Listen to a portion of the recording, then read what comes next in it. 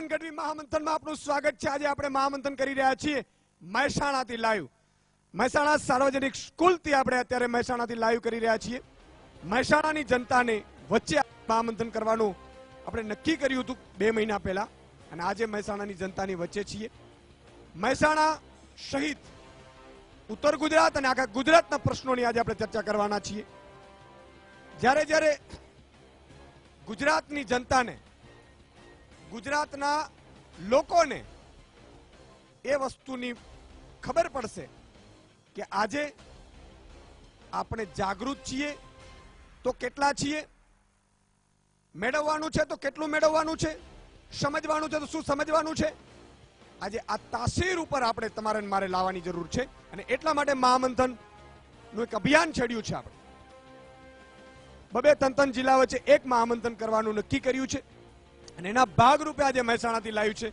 આ પહેલા સુરત, કાલાવાડ, અમરેલી, જુનાગઢ અહીંયા મહામંથન થઈ ચૂક્યા છે। ખૂબ આપનો પ્રેમ મળ્યો છે। અઠવાડિયાની જ અંદર ફરીથી ગીર સોમનાથ, મોરબી, દ્વારકા સહિત પણ આપણે મહામંથન કરીશું। જ્યાં જ્યાં આપની લાગણી હશે, જ્યાં જ્યાં આપનો મત હશે, જ્યાં જ્યાં આપ ઈચ્છી રહ્યા છો ત્યાં મહામંથન આપણે કરીશું। અને મહામંથનમાં જનતાઓની સમસ્યાઓને પણ ઉઠાવીશું, સાથે સાથે આપણે જે કેટલીક બેઝિક બાબતો છે રાજકારણીઓની પણ એને પણ ઉઠાવીશું।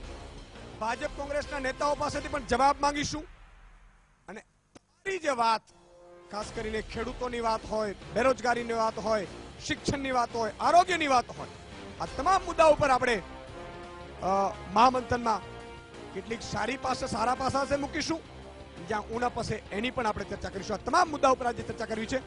5 મહાનુભાવો અત્યારે આપણી સાથે જોડાયા છે। હું 5 મહાનુભાવોનું, ભાજપના નેતા છે નટુજી ઠાકોર, કોંગ્રેસના નેતા છે રાજેન્દ્રસિંહ દરબાર, લાલજીભાઈ પટેલ ખેડૂત આગેવાન છે, હિરેનભાઈ કોટક રાજકીય વિશ્લેષક છે અને વિમલભાઈ વૈદ પ્રોફેસર અને રાજકીય વિશ્લેષક છે। 5 મહાનુભાવોનું ખૂબ ખૂબ સ્વાગત છે। સાહેબજી, હું જેને જેને મહામંથનના મંચ ઉપર આવે છે ને એને હંમેશા હું એક સંકલ્પ ચોક્કસ લેવડાવું છું કે તમારે કામ છે તો માત્ર જનતાના હિતો। ભાજપ કોંગ્રેસ તો સાહેબ એક તમને સીડી આપી છે। ઘણા લોકો ભાજપમાં જાય, ભાજપમાંથી કોંગ્રેસમાં જાય, કોંગ્રેસમાંથી પાછા ભાજપમાં જાય, ભાજપમાંથી પાછા કોંગ્રેસમાં જાય। જાવ એનો વાંધો નહીં, પણ તમારા દિલ ઉપર હાથ મૂકીને કહેવું જોઈએ કે હું જાઉં છું એટલા માટે જાઉં છું કે જનતાના હિત માટે। અને જનતાના હિત માટે જે કામ કરશે સાહેબ, ઇતિહાસ એને ક્યારે ભૂલી નહીં શકે। બાકી આ બધી ઇતિહાસના પન્ના ઉપર લખાશે। વારંવાર કહું છું કે ગાંધીજીને, સરદારને એટલા માટે યાદ કરવામાં આવે છે કે એને આ દુનિયા જ્યારે છોડીને ફાની દુનિયા, ત્યારે સાહેબ એને સાબિત કરી દીધું હતું મેં અત્યાર સુધી જ્યારે આ જિંદગી આખી ખર્ચીને તો એ માત્ર ને માત્ર સમાજ સેવા માટે ખર્ચી। 562 રજવાડા સરદાર પટેલે એક કર્યા હતા। સરદાર પટેલ સાહેબ નામ લો ને તો તમારા ને મારામાં ખુમારી આવી જાય। 562 રજવાડામાંથી 10% કમિશન લે તો શું થાત? થાત કે નહીં? પણ સાહેબ જેને આખી જિંદગી પરમાર્થ માટે ખર્ચ્યો ઇતિહાસ એને પૂજે છે। આજે સરદારને એટલે યાદ કરવા પડે છે, આજે ગાંધીને એટલે યાદ કરવા પડે છે। વચ્ચે બુચસિયા એમાંય પણ હશે, તમને મને કોઈને યાદ છે? બૂચ મારો ને તો તમારા સંતાનોથી વધારે કોઈની તમે સેવા નહીં કરી શકો અને સંતાનો પણ પસ્તાશે। આ લખી રાખજો તમે, ઇતિહાસ માફ નહીં કરે તમને। આજે હું ક્યારેક જોઈ રહ્યો છું નટુભાઈ, તકલીફ થાય। પક્ષ પલટો એ કોઈ મુદ્દો નથી, હોઈ શકે, એમાં કોઈ વાંધો ન હોઈ શકે, પણ એ પક્ષ પલટો કર્યા પછી એક વાત જાહેરમાં જનતાની વચ્ચે કહેવી જોઈએ। જો હું તો હજી પણ કહું છું કે પક્ષ તો તમે જ્યાં સુધી વેચાવો છો ને ત્યાં સુધી તમારી પાસે આવે છે। જે દિવસે એમને ખબર પડશે કે આની સાથે જનતા નથી, પક્ષ તમને મૂકી દેશે। આ ઇતિહાસ છે ને, જોઈ લેજો, શોધી લેજો, પન્નામાં છે। અને જ્યાં સુધી જનતા ને તમે મૂર્ખ બનાવો છો ત્યાં સુધી તમને એમ લાગે છે કે જનતા મારી બાજુમાં છે। કોઈ જનતા એવી નથી। અને જનતાએ 2 વર્ષની અંદર જનતા પાસે એક પાસે મારે જઈને સંકલ્પો લેવડાવવાના છે કે મત ચોક્કસ આપો, 100% મતદાન કરો, પણ એક પણ રૂપિયા લીધા વગર. જે દિવસે સાહેબ સારા વ્યક્તિઓ આમાં આવશે ને તે દિવસે તમે જોશો સકલ કેમ ફરે છે. બ્રિજ બનાવે અંગ્રેજોના શાસનમાં 100 વર્ષે, આપણે 5 વર્ષે ગાયબ થઈ જાય. સ્થિતિ કેવી આવીને ઉભી રહી છે. પછી ખબર પડે કે આ ઓડી ઈ બ્રિજ ની હતી અને પછી ઓડીનો એક્સિડન્ટ થયો. થાય ભાઈ, આ તો કર્મનો સિદ્ધાંત, કોઈને છોડતો નહીં. પણ નટુભાઈ મારે સમજવાની કોશિશ કરવી છે. તમારાથી શરૂઆત એટલા માટે કરું છું કે જે રીતે મહેસાણાના ઉત્તર ગુજરાતમાં સમસ્યા ખેડૂતોના પાક વીમાથી માંડી, બેરોજગારીથી માંડી અને ધીરે ધીરે ઉઠી રહી છે. મને એ પણ બરોબર યાદ છે કે પાટીદાર અનામત આંદોલન પણ અહીંથી ઉઠ્યું હતું. ઉઠે છે એના પાછળના કારણો. આજે કોઈ પણ વસ્તુને તમે છોડી દો ને સાહેબ તો આજે તમને નહીં નડે, પણ એ 10 વર્ષ પછી એ માથું ઉચકશે સમસ્યા. એટલે સમજવાની કોશિશ એ કરું છું કે જે રીતે મહેસાણા, સાબરકાંઠા, બનાસકાંઠા, હું તમને આખું ઉત્તર ગુજરાત લઈ લઈશ, સમસ્યાઓથી થોડી ઘેરાઈ રહ્યો છે. ડેરીઓના ભાવોમાં ખેડૂતોને ક્યારેક આપવામાં આવે, ક્યારેક ન આપવામાં આવે. તો આવી બધી સમસ્યાઓ ને ઉકેલ સુધી કેમ નથી પહોંચી શકાતો? ખેડૂતોના પ્રશ્નની વાત હોય કે પછી બેરોજગારીનો પ્રશ્ન હોય, ડેરીની વાત પણ આપ કરી રહ્યા છો, સહકારી સંસ્થાઓ છે. આજે જ કદાચ બધાને ખબર હશે કે દૂધસાગર ડેરીએ પ્રથમ શરૂઆત કરી છે. 25 રૂપિયાનો આજે વધારો ડેરીએ શરૂઆત કરી છે. સાથે સાથે આવનારા સમયની અંદર ડેરીના ઉદ્યોગની વાત જ્યારે કરવામાં આવે ત્યારે ઉત્તર ગુજરાત એ પશુપાલન અને કિસાનોથી ઘેરાયેલો એક પ્રદેશ છે. તમને બધાને ખબર હશે કે ખેડૂતોને પોષણક્ષમ ભાવ મળે,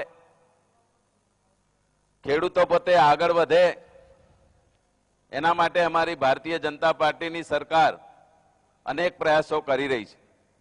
દેશના ઇતિહાસમાં પહેલી વખત એવું બન્યું છે 70 વર્ષના શાસનની અંદર નરેન્દ્રભાઈ મોદીને આયા પછી ખેડૂતોને ટેકાના ભાવ આપવાનું કામ એ નરેન્દ્રભાઈ મોદીની સરકારે કર્યું છે. અગાઉ ક્યારે પણ તમે ગમે તેમ બૂમ પાડો, વાસ્તવિકતા છે, વાસ્તવિકતા રહેવાની છે. કોંગ્રેસ તમે વિરોધ કરો એનો કોઈ અર્થ નથી. એક મિનિટ નટુભાઈ, મારી એક વિનંતી છે, મારી એક વિનંતી છે કે આપણે તમને ભાજપ કોંગ્રેસમાં આપણે નહીં પડીએ, આ બે છે. મુદ્દાસર આવશે મુદ્દાસર વાત આવશે ભાઈ. આપણે ભાજપ કોંગ્રેસમાં વાત આવશે. ભાજપ કોંગ્રેસમાં નહીં પડીએ. પ્રશ્નનો જવાબ તમને આપવા માટે મહેસાણાની અમે જનતા બેઠા છીએ. આપણે બધાને મહાનુભાવોને આપીશું, બધા મહાનુભાવોને આપીશું. બેસી જાઓ. બધાને મારી વિનંતી છે, બેસી જાઓ. બધાને મારી વિનંતી છે. ભાષણ નહીં ભાઈ, ભાવ આપ્યા છે, ખેડૂતોએ લીધા છે. જ્યારે હું એ તો તમે નેતાગીરી કરવા આવ્યા છો ને એટલે મારી વાત સાંભળો, બધાનો વારો લેશું. નેતાગીરી કરવાની વાત છોડી દો. આ રીતે ડિબેટ નહીં થાય. હું પણ એક ખેડૂત છું. નટુભાઈ બેસી જાઓ. નટુભાઈ મારી વાત સાંભળો, મહેરબાની કરીને. રાજેન્દ્રભાઈ તમે કહી દો, બધા શાંતિ રાખે. શાંતિ રાખજો. મારી એક આપણી મહામંથનની એક ગરિમા છે. મારી અપીલ છે, આપણે એકવાર સાંભળી લો મને. શાંતિ રાખો. મારી આપણે મહામંથનની એક ગરિમા છે. જે પણ વ્યક્તિનો વારો હોય એને બોલવા દેશું, સામે પક્ષે આમને પણ લેશું. એક અપીલ એ છે કે આપણે અત્યારથી ભાજપ કોંગ્રેસમાં નહીં વેચાઈએ.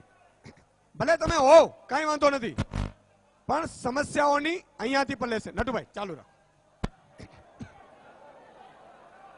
સાચું સાંભળવાની તૈયારી રાખો ભાઈ. નટભાઈ કઈ વાંધો સત્ય હોય સાંભળવાની તૈયારી રાખો. રાજકારણ બાજુ મૂકો અત્યારે, પણ સાચી વાત છે જે એ જ હું તમારી સમક્ષ રજૂઆત કરે. નટુજી ઠાકોર ક્યારે પણ જૂઠું બોલ્યો નથી, ભલે રાજકારણમાં હોય. એક પણ કાળી ટીલી નથી નટુજી ઠાકોર. કોઈ નહીં કહીએ કે એક ટીલી કાળી હોય એવું નટુજી ઠાકોર આગળ કોઈ નહીં કહી મુદ્દા શકે. ઉપર મુદ્દા ઉપર નટભાઈ હું મુદ્દા ઉપર આવું છું મિત્રો. તમે બતાવો અત્યાર સુધી કોઈ ટેકાના ભાવ કોઈ પણ સરકાર આવી તો એને જાહેર કર્યા શંકરસિંહ હતા? નરેન્દ્રભાઈ વાઘેલા મોદીએ કર્યા છે. આપની પાસે આવું છું.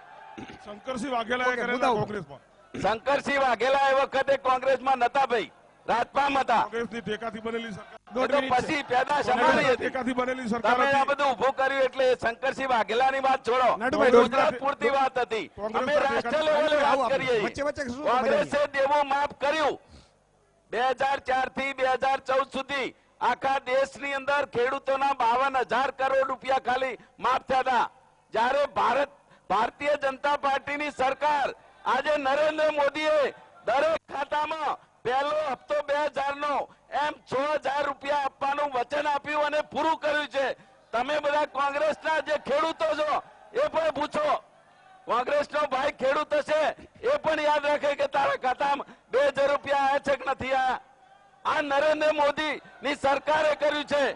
એક વર્ષની અંદર ઓકે નટભાઈ 75,000 કરોડ રૂપિયા ખેડૂતોના ખાતામાં જમા કરાવવાનું કામ ઓકે. ભારતીય જનતા ઓકે. પાર્ટીની સરકારે કર્યું છે. ઓકે નટભાઈ ઓકે રાજેન્દ્રભાઈ અપીલ કરું છું આપને મિત્રોને કે તમે ઈસુદાનભાઈની સામે જો ભાજપ કોંગ્રેસ અત્યારે તમે નથી. હા, સાચી વાત હોય કયો. તમે એટલા માટે કે મને બીજી વખત અહીંયા આવવાનું મજી થાય, આનંદ થાય, કારણ કે તમારી સમસ્યા છે ને એ આપણા માટે બહુ અગત્યની છે.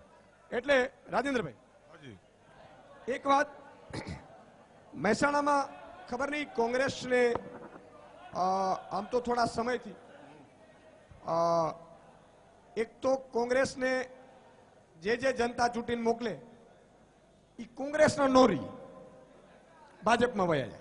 એક એની થોડી જનતા ઉપર એ દ્રોહ પણ થયો. જીવાભાઈ છે, આશાબેન છે. એટલે ખરેખર જનતા છે એ કંઈક ઈચ્છે છે તમારી પાસેથી, પણ તમે થોડા લાલચુ નીકળો છો એવી એક છાપ પડે છે. બીજી વસ્તુ મારે સમજવાની કોશિશ કરવી છે. બીજી એક કોશિશ એ કરવી છે કે આટલી બધી સમસ્યાઓ છે તો કોંગ્રેસ જે ધ્રુજાવવું જોઈએ, જે જિલ્લો ધ્રુજાવવો જોઈએ, જે ઉત્તર ગુજરાત ધ્રુજવું જોઈએ, એમાં શું ક્યાંય કમી છે? 60 વર્ષની કોંગ્રેસની સરકારમાં કોંગ્રેસના કોઈ પણ મંત્રીએ આ રીતે પક્ષ પલટા કરાવી, લાલચો આપી, લોભ લાલચો આપી અને ક્યારેય પક્ષ પલટો કરવાની પ્રોત્સાહન આપેલું નથી. ભાજપના તમામ નેતાઓ કોંગ્રેસના જે મજબૂત માણસો હોય એમને કોઈ પણ રીતે આડી અવડી વાતોમાં ફસાવી, લોભ લાલચો આપીને કાયમ આ માટે આવું કરતા રહ્યા છે. જનતા પ્રજા તો બધું જ સમજે છે. પ્રજા ફરીવારની ચૂંટણીમાં પણ બતાવી દેશે. પ્રજા બધાને બતાવી દેશે. પ્રજા બધું જ રીતે બતાવી દેશે. સમસ્યાઓને તમે ક્યાંક ઉપાડવામાં મને લાગે છે કે થાપ ખાઓ છો, અથવા તો જે રીતે ઉપાડવી જોઈએ એવી રીતે ઉપડી નથી શકતી. આ સમસ્યાઓ તમામ આ ખેડૂતોના દેવા માફ કરવા માટે કોંગ્રેસે કલેક્ટર કચેરી પર સમગ્ર ગુજરાતમાં આવેદનપત્રો આપ્યા હતા અને એના અનુસંધાને જ્યારે આ 3 રાજ્યોમાં સરકાર બની તે કોંગ્રેસે આપેલા વાયદા મુજબ બધા જ રાજ્યોમાં કોંગ્રેસે ખેડૂતોનું દેવું માફ કર્યું છે. હજુ સુધી મળ્યા જ નહીં કોઈ. એક બેરોજગારીનો સમસ્યા હતી, અહીંથી આંદોલનો શરૂઆત થયેલા. એવી વાત હતી કે આંદોલનનો ગઢ માંડવામાં આવે છે મહેસાણા, છતાંય ભાજપ ચૂંટાય, સંસદ સભ્ય તો કે ભાજપ ચૂંટાય. તો યા તો ખરેખર કેટલાક લોકો દ્વારા ઊભું કરેલું હશે કે પછી ખરેખર સમસ્યા હોય તો પછી વિપક્ષ એટલે જે સત્તાધારી પાર્ટી કેમ ચૂંટાય છે, મને સમજાતું નથી. મને આપણા વડાપ્રધાને જે ચૂંટણી પહેલા વચનો આપ્યા હતા કે તમારા ખાતામાં 15 લાખ નાખી દઈશ, તમારા ઘેર દૂધની નદીઓ આવશે, અને એમાંથી મોહ ભંગ થઈ અને પ્રજાએ મહેસાણા જિલ્લાની તમામ નગરપાલિકા, તાલુકા પંચાયતો અને જિલ્લા પંચાયતો કોંગ્રેસની પબ્લિકે ચૂંટીને મૂકી છે.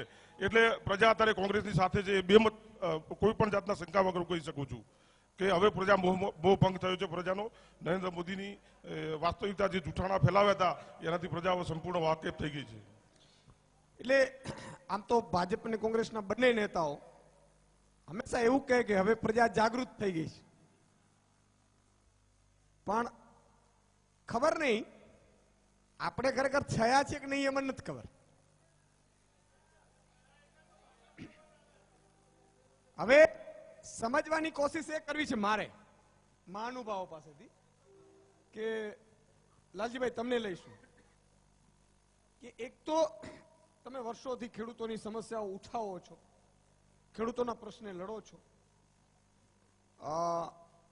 મને ખબર છે, માફ કરજો, મારે થોડું કહેવું એટલા માટે પડશે કે હમણાં પાક વીમા માટે અથવા તો અખતરા માટે મારે મેદાનમાં ઉતરવું પડ્યું હતું પત્રકાર તરીકે. મારે મુખ્યમંત્રી સુધી મારે પહોંચવું પડ્યું હતું અને એટલા માટે કે એમાં મને કોઈ રસ નહોતો, મને કોઈ મારો હિત નહોતો, પણ મેં કહ્યું ને કે ખાલી વાતો કરીને બેસો રે એવું હું પત્રકાર નથી પાછું. અને હું કહું અને ન થાય, વીટીવી કે ન થાય તો અમે જો ધ્રુજાવી શકતા હોઈએ તો હું એમ કહું છું કે એક તો વિપક્ષ નબળું પડે, એક કિસાન સંઘ છે, પછી તમારો સંઘ, તમે ખેડૂતોને લઈને નીકળો છો તો કેવી સમસ્યાઓ છે અને સમસ્યાની ઉકેલ કેમ નથી આવતો? લાલજીભાઈ.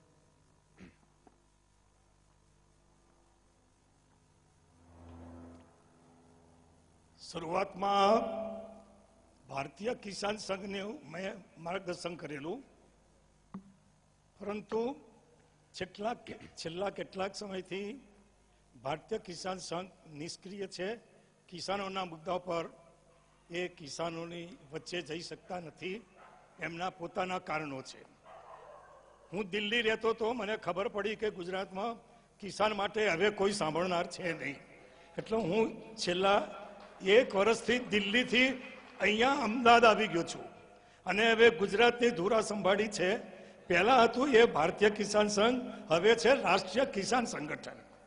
પાયાથી ફરીથી હમણાં 18 જિલ્લાઓમાં અમે પ્રવાસ કર્યો, 52 તાલુકામાં પ્રવાસ કર્યો અને અમારી ટીમ છે, પ્રદેશ સ્તરની ટીમ છે, જિલ્લા સ્તરની ટીમ છે. હવે જ્યાં જ્યાં અમે જઈએ છીએ તો અમારા કાર્યકર્તાઓનો આપનો પ્રશ્ન મને બહુ ગમ્યો કે પ્રત્યક્ષ કિસાનને મળીને એની સમસ્યા સમજવાની અને એને લઈને જે તે સમસ્યા જે ક્ષેત્રની છે, જે અધિકારી છે, જે ઓફિસ છે. અમે પહેલા કલેક્ટર કચેરીમાં ગયા, કલેક્ટરને આવેદનપત્ર આપીને પછી એની સમસ્યા માટે હલ કરવા માટે પ્રયત્ન કર્યો. કલેક્ટરે અમને બહુ સારો સહકાર આપ્યો. હું એવું નહીં કહું કે કલેક્ટર નહીં, સમસ્યાઓ કેવી છે મારે સમજવું. ઉત્તર ગુજરાતમાં ખેડૂતોની સમસ્યાઓ શું છે? મુખ્ય જે સમસ્યાઓ છે એ ખાસ કરીને પાણીની સમસ્યા મોટી છે અને પાણીના જ્યારે નર્મદાની અંદર 127 મીટર જેટલું પાણી હોય ત્યારે પણ મંત્રીઓ ના પાડે, અધિકારીઓ ના પાડે. એક વખત કેશુભાઈના જમાનામાં 90 મીટર પાણી હતું અને દરેકને પાણી આપવામાં આવતું હતું. અમે જેને રજૂઆત કરી, પાણીના પ્રશ્ને ઉત્તર ગુજરાતને બહુ જ મોટી મોકાણ છે અને એટલા માટે વારંવાર અમે પ્રયત્નો કર્યા, એમને માન્યું નહીં. લોકલ લેવલ પર અમારા જે કાર્યકર્તા છે એમને સ્થાનિક કોક સરકારી અધિકારીને રેમ નજરથી પાણી મળી ગયું, પણ કોક જ જગ્યાએ, પણ મહેસાણામાં તો નહીં જ. આ પ્રકારે જે ડેપ્યુટી સીએમ અને અધિકારીઓએ ચોખ્ખી ના પાડી. ઇવન એક મંત્રીને હું મળ્યો તો મંત્રી કહે કે જો ભાઈ આ પ્રશ્ન મારો નથી, આ ડેપ્યુટી સીએમ નો છે, એ નહીં હલ કરી શકે. તો અમે પ્રયત્ન કરીએ છીએ પણ આ અમને મુશ્કેલી પડે છે. અને એમને મળ્યા પછી એવું કહ્યું કે તમે આ વિસ્તારમાં અમને વોટ નથી આપ્યા માટે પાણી નહીં મળે. એ વાત કરશો નહીં કાકા, રાજકીય વાત છે, આ રાજકીય વાત છે, ખોટી વાત છે. ચૂંટાયા પછી તમે ખોટી વાત ના, ચૂંટાયા પછીની પાર્ટી નથી હોતી, વાત ખોટી. આવું કોઈ ડેપ્યુટી સીએમ જે પોતે બોલે જ નહીં. તમે વિચારો, હું એક વાત કહું છું તમને કે દર વર્ષે મેં ગુજરાત નર્મદા યોજનાનું પાણી ગુજરાતમાં મળે છે. આ પાછલા વર્ષે વરસાદ ઓછો હતો, વરસાદ ઓછાના કારણે નર્મદાની અંદર પાણી ઓછું આવ્યું તો સિંચાઈ માટે પાણી અમે ફેબ્રુઆરીના એન્ડ સુધી અને માર્ચના પહેલા વીક સુધી અમે સિંચાઈનું પાણી આપીએ છીએ. ગુજરાતની અંદર 11,000 ગામડાઓને પીવાનું પાણી નર્મદા દ્વારા મળે છે. એટલા માટે અત્યારે આ પાણી સિંચાઈમાં આપવાનું બંધ કર્યું છે. ઓકે, માર્ચની 10 તારીખ પછી પાણી આપવાનું બંધ કર્યું છે. અમારા ધારાસભ્ય ગયા હતા બહુચરાજીની ડ્રીમ લઈને, નીતિનભાઈએ ચોખ્ખી ના પાડી હતી કે બહુચરાજી વાળાને પાણી નહીં મળે અને છેલ્લો ભાગ સુકાઈ ગયો. બહુચરાજીના લોકો જ પાણી પીવે છે. સૌથી વધારે કેનાલો બહુચરાજીમાં જ છે, તમારા વિસ્તારમાં જ છે અને તમારા ખેતરમાં જાય છે. છતાં પણ તમે જૂઠું મહેરબાની બોલો. કરી પ્લીઝ તમે રાજકારણ માટે ભાજપ યોગ્ય નથી. શાંતિ, શાંતિ. તમારા માટે હું બેઠો છું, ક્યાં ચિંતા કરવાની જરૂર છે? હું જવાબ લઈશ. પણ એક વાત જુહી એક વચ્ચે વચ્ચે દર્શકોને લઈ લઈએ. બિલકુલ. જી જુહી, મહેસાણામાં જે બેસો. રીતે આ તમામ પબ્લિક અહીંયા આવી છે, એક દર્શક મિત્ર આપણી સાથે જોડાયા છે, તેમનો પણ એક સવાલ છે. આપનો કયા મુદ્દા પર સવાલ છે? મારો એક સવાલ છે, કેન્દ્રીય જે આપણે પૂર્વમાં અટેક થયો છે, બરાબર છે, એમાં જ્યારે બી અટેક થયો એ પછી કોંગ્રેસવાળા લોકોએ સપોર્ટ કર્યો હતો, રાઈટ? પણ જ્યારે એર સ્ટ્રાઇક થઈ એ પછી કોંગ્રેસનું આ જે ડબલ એનું સ્ટેન્ડ છે એ કેમ આવું છે? હા, ડબલ સ્ટેન્ડ કેમ છે? હવે હું તમને એક પછી કામ એમ કરો. પાછું એ ડબલ સ્ટેન્ડ માટે પછી ચર્ચા કરી લેશું. એકવાર સમસ્યાઓ લઈ લઈએ. ડબલ સ્ટેન્ડ પછી જોઈ લેશું. કમલેશ જી, આપણી જોડે અન્ય એક દર્શક મિત્ર જોડાયા છે. મહેરબાની શું નામ કરી છે આપનું? સમસ્યાઓની કોશિશ નામ શું કરજો. છે આપનું? ડબલ સ્ટેન્ડ માટે તો હું સ્ટુડિયોમાંથી પણ કરી લઈશ. ક્યાંથી આવ્યા છો આપ? હું બનાસકાંઠાથી આવ્યો છું. શું સમસ્યા છે આપને? અમારી સમસ્યા તો આટલી બધી ભયંકર છે કે કોઈ સીમા નથી. પહેલી તો હું ખરેખર ઈસુદાનજી બનાસકાંઠાના ધાનેરાથી અહીંયા આવ્યો છું. આપને સલામ મારું છું. Thank you, sir. આ રોજ વીટીવી નું મંથન જોઉં છું, ટેલિફોન કરવા મથું છું, પણ અમારો ભાગ કિસ્મત આપનો મુદ્દો. આજે અમારો મેઇન સમસ્યા એક છે સાહેબ, અમે ખેડૂત ખેતી સાથે અને પશુપાલન સાથે સંકળાયેલા છીએ. અમને ખેતીવાડીના સમયસર ટેકાના ભાવ મળતા નથી. ખેડૂતનો માલ વેચવાના પછી 2 નંબરિયા અને વેપારીઓનો માલ લેવામાં આવે છે અને ખેતીની સાથે અમે પશુપાલન સાથે સંકળાયેલા છીએ. અમારું દૂધ પાણીના ભાવે લેવામાં આવે છે અને ખેડૂતો જોડેથી પાણીના ભાવે લીધેલું દૂધ જનતા જોડેથી મોઘા ભાવે Okay. વેચવામાં આવે છે. આ મળતિયાઓ અને ખિસ્સા ભરવામાં આવે છે. ઈસુદાનજી, મારો એમના ભાજપની સરકારને સીધો આક્ષેપ છે કે ભ્રષ્ટાચાર છે. ઠીક છે. ઓકે, આપણી જોડે વધુ એક દર્શક છે. ઓકે. તેમનો હજુ એક પ્રશ્ન વચ્ચે લઈએ એક આપણે. મહાનુભાવ લઈ લો, શું નામ પછી છે આપનું? ગેસ્ટમાં પાછો લઈશ. દર્શક પ્રશ્ન છે મિત્રને લઈશ. હિરેનભાઈ, દબાણનો પ્રશ્ન છે. ઈસુદાનભાઈ, જય માતાજી. જય માતાજી. આપની મુલાકાત અગાઉ મેં ફોન પર વાત કરેલી, બરાબર, કે મારે એક મકાન બનાવી દેવું, ગેરકાયદેસર દબાણ કરેલું છે અને આપણે મને કહેલું કે તમે થોડી રાહ જુઓ. પણ આજે 10 મહિના થયા, જિલ્લાવાળા તાલુકામાં મોકલે છે, તાલુકાવાળા પંચાયતમાં તલાટી કે સરપંચ કોઈ કાર્યવાહી કરતા નથી. આખું મકાન પાયામાંથી બની ગયું, પાયા ગોદાયા તે વખતે અરજી કરેલી. તમે આ પૂરું થઈ જાય પછી હું તમને મળીશ. ભાઈ એક તો બેસી જાઓ, બધા બેસી જાઓ પ્લીઝ. ભાઈ બેસી જાઓ પ્લીઝ. મહેરબાની કરી આપણા સંસ્કારો નથી. શાંતિ રાખો લે ભાઈ, શાંતિ રાખો. મહેરબાની કરીને મહેરબાની બંને કરી, મહાનુભાવોને વિનંતી કરીશ, તમે તમારા ભાઈ આમ કરો, આ લઈ લો. બધા બેસી જાઓ, મારી અપીલ છે આપને બધાને. બધા પ્લીઝ બેસી જાઓ.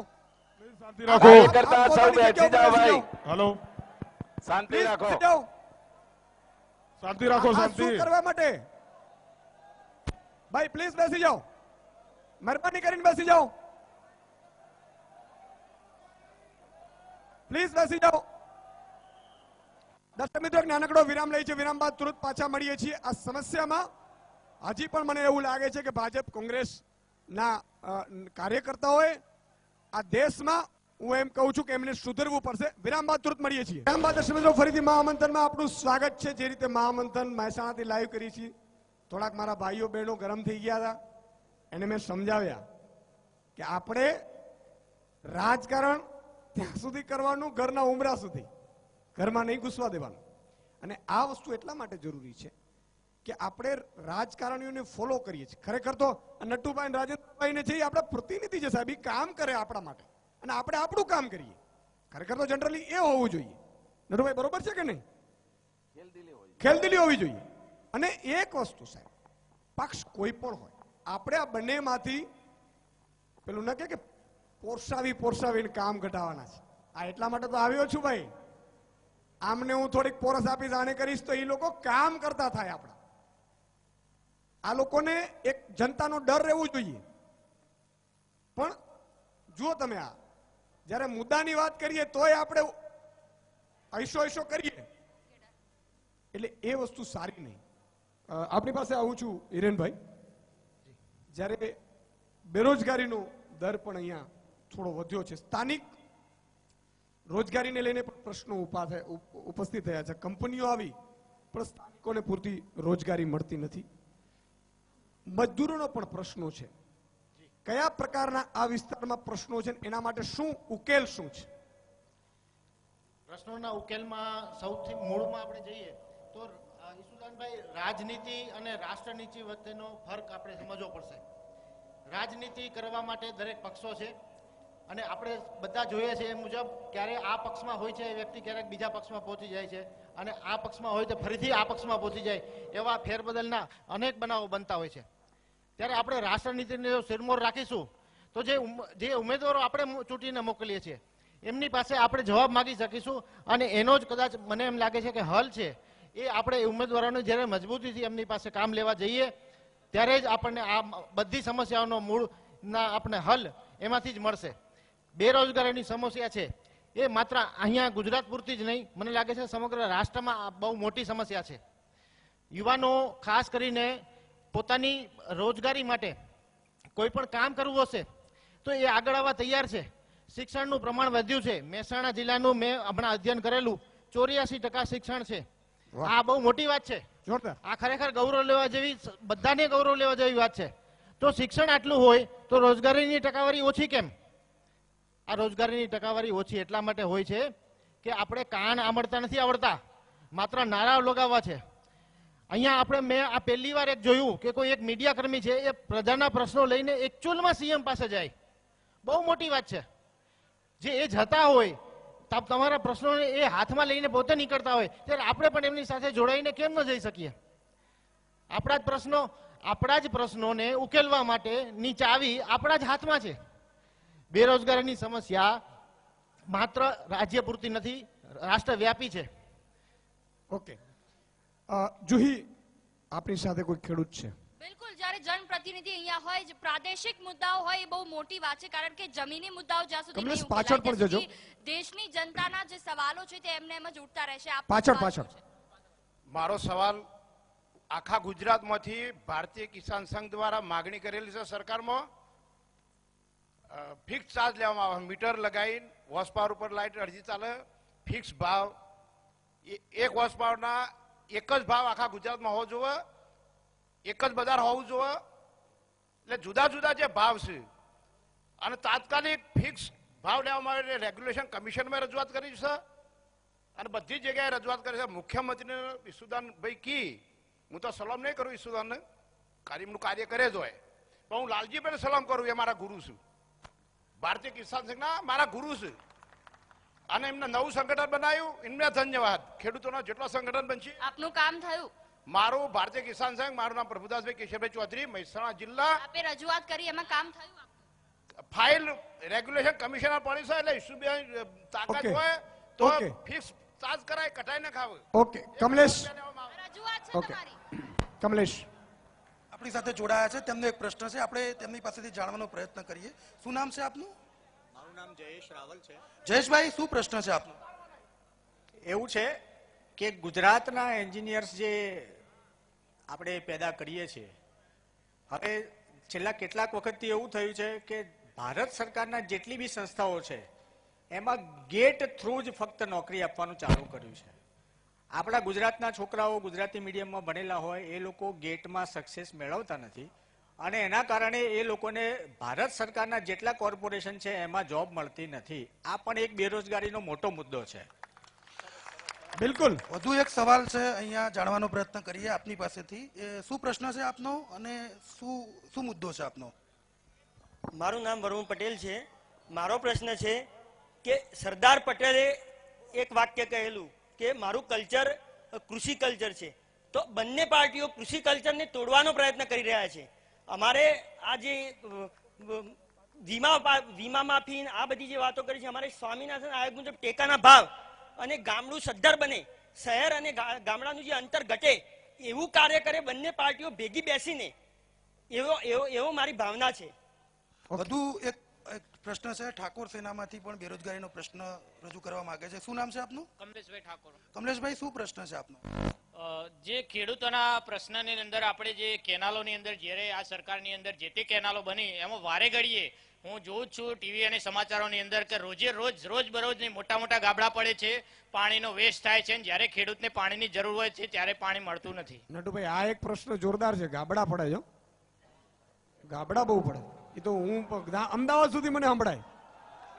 પાણી આવતું હોય, આપણે સ્વાભાવિક વસ્તુ છે કે પાણી આવતું હોય, કેનાલ બનાવી હોય, આપણે એક નાનો ઢાળિયો બનાવતો હોય તો એ ઢાળિયો પણ તૂટતો હોય છે, ખેડૂત પોતે જાણતો હોય છે. એટલે કેનાલ બનાવે તો કોઈ વખતે ઉંદરોનો દર હોય, કોઈ જગ્યાએ જમીન નીચે બેસી જઈ હોય તો પણ એ બની શકે છે. કોઈ ડાયરેક્ટ એના મતે તૂટે એવું તો હોતું જ નથી ને. પણ એમાં રોડ બનાવ્યો હોય, સ્પેશિયલ રોડ બનાવ્યો તો એની અંદર પણ ભૂવા પડે છે. રોડ છે, આ તો કેનાલ બનાવી હોય, કોઈ વખત જમીન દબાઈ જાય, કોઈ તો પાણીનો વધારે ફોર્સ આવી જાય તો કેનાલ તૂટતી હોય છે. અને તો સ્વાભાવિક વસ્તુ છે. એક મને વિચાર આવ્યું, અત્યારે મને વિચાર આવ્યો. નટુભાઈ કીધું કે ઉંદર હોય, એટલે ઈ ઉંદર સાચા હોય તો વાંધો નહીં, એન્જિનિયરો ના રાજકારણીનો ઉંદર નથી ને. ના, એવા ઉંદર ના હોય. ઉંદરો દરેક જગ્યાએ હોય છે, પણ તમે રાજકીય ક્ષેત્રે વાત કરો કે એવી વાત નથી હોતી. જે પણ કેનાલો હોય એ ખેતરોની અંદર હોય, અને ખેતરોની અંદર હોય ઉંદરનું દર હોય એવું હોય, અને દરમાં જયારે પાણી જતું હોય ત્યારે કેનાલ તૂટતી હોય. વિમલભાઈ, આપની પાસે આવવા માંગીશ પ્લીઝ. વિમલભાઈ, એક આજે પણ મને એટલે એ વસ્તુ સમજાય છે. ભાઈ, ભારતીય જનતા પાર્ટી આયા પછી પાણી ભારો છો, પેલા તો હુકો ઉઠતો હતો. નટુભાઈ, એ વાત કરો ને કોંગ્રેસના શાસનમાં. નટુભાઈ, આપણે જો આ સ્થિતિ ન કરવા દઈએ. તમારી બેની વધારે જવાબદારી છે. હું એટલા માટે કહું છું, આ રાહુલ ને નરેન્દ્રભાઈ માટે આ મહામંથન નથી, આ તમારા માટે છે. હવે તમે નક્કી કરો મારે કે નરેન્દ્રભાઈ રાહુલભાઈ ની વાત કરું કે તમારી વાત કરું. તો યાર, હું તમને સાચી વસ્તુ દેખાડીને એમાંથી ધસેડીને લઈ જાઉં છું, તમે પાછા મને મૂકીને પાછા વયા જાઓ છો. આ એક વસ્તુ સમજવાની કોશિશ કરજો મિત્રો, કે આપણે આજે બેરોજગારીનો પ્રશ્ન છે, ખેડૂતોના પાક વીમાનો પ્રશ્ન છે, ખેડૂતોને પાણીનો પ્રશ્ન છે, ભાવના પ્રશ્નો છે, સ્થાનિક રોજગારીનો પ્રશ્ન. આજે તમારો મારો દીકરો અહીંયા ભણતો હોય, એને નોકરી નહીં મળે તો હું ભાજપનો કાર્યકર્તા, કોંગ્રેસનો કાર્યકર્તા હું. તકલીફ મારા ઘરમાં છે. આ વસ્તુ સમજો તમે. અને ખેસ પહેરવાથી મારી સમસ્યા નીકળી નહીં જાય, અને કદાચ મારા દીકરાને હું ક્યાંક કોન્ટ્રાક્ટ અપાઈ દઈશ, પણ એના દીકરાનો દીકરો ભણી ગયા પછી પણ એને નોકરી નહીં મળે ને તો ઈ ક્યાંક સ્ટ્રેસમાં આવી જશે. અને એ ભાવિ પેઢી માટે આપણે લડીએ છીએ. એટલે હું તો આપને કહું છું, કદાચ ખેસ પહેરીને 2 કોન્ટ્રાક્ટ મળી જતા હોય તો હરખાવાની જરૂર નથી. આપણી ભાવિ પેઢી માટે આપણે લડવાનું છે. મારે લાગવકશાહી બંધ કરાવી છે, મારે નેતાઓને દોડતા કરવા છે, અધિકારીઓને દોડતા કરવા છે. તો વિચાર કરો, એ વસ્તુ તમારી જાગૃતિથી આવશે. આજે પણ હજી મને લાગે છે કે તમે હજી ભાજપ કોંગ્રેસમાંથી બહાર નથી આવ્યા.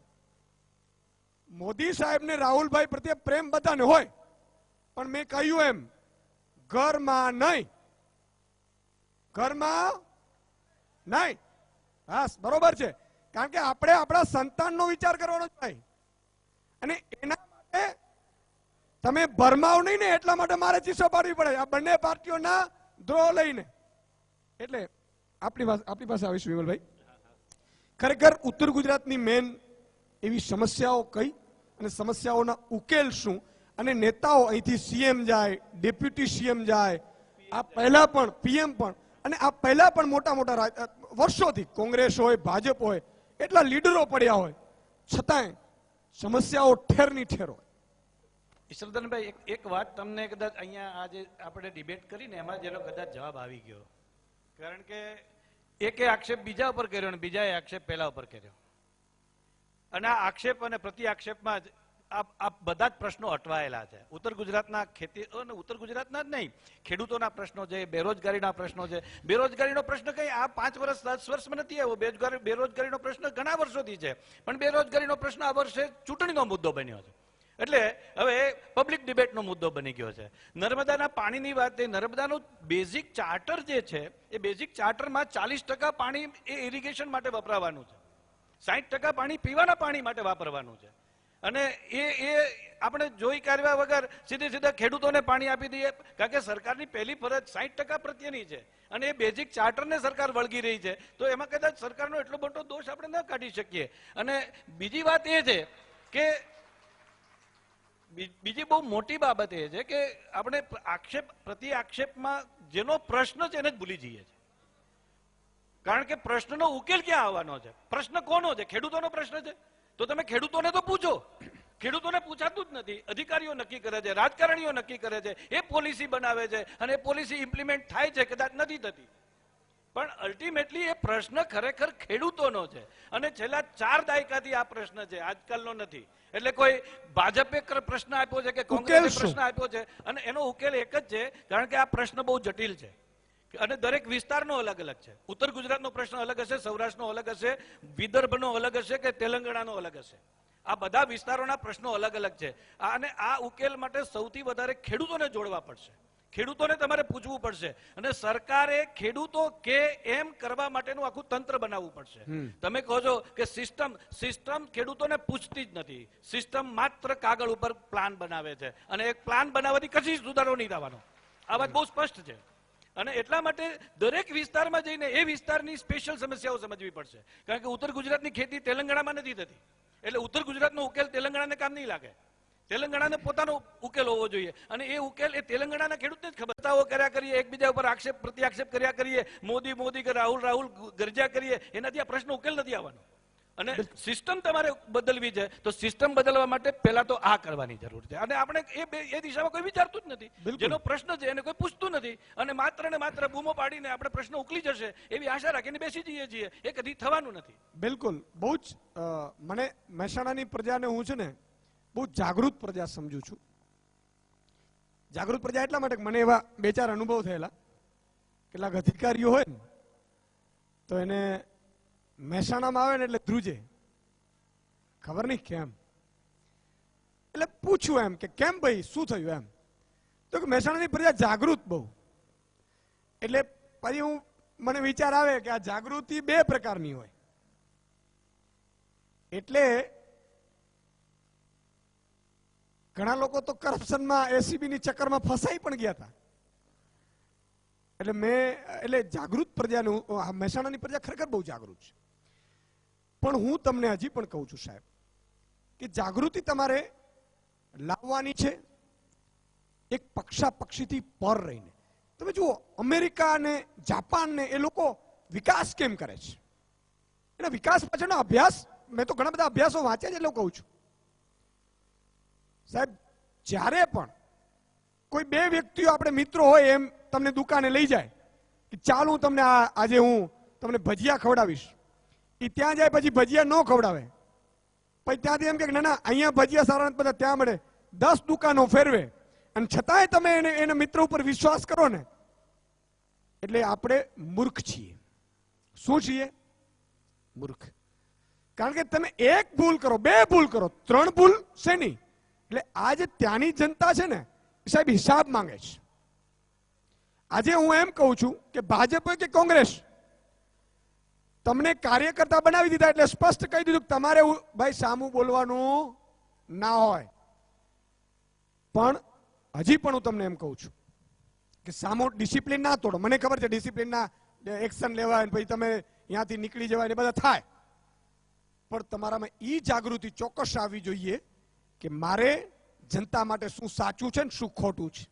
આટલી વસ્તુ તમને ખબર પડવી જોઈએ. અને ના પડતી હોય તો એક દિવસ રાત્રે 12 વાગે સાહેબ ઉઠી જજો. હું વારંવાર દાખલો આપું છું. 12 વાગે રાત્રે ઉઠી જજો, બધા તમારા પરિવાર સુઈ ગયા હોય ને, પછી તમારે વિચારવાનું હું સાચે રસ્તે છું કે ખોટે રસ્તે છું. જવાબ તમને મળશે રાત્રે 12 વાગે. જી જુહી.